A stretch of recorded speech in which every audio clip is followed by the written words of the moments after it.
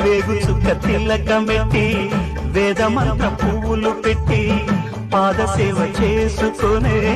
వేళ దాటిపోయనని ప్రశ్న వేయకుంటే మంచిదే ఇద్దరికి పెద్ద కొడుకంటే ముద్దేలే ఏ తండ్రికి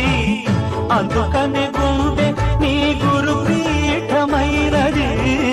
ఆరాధ్య దైవమని కొనియాడుతున్నది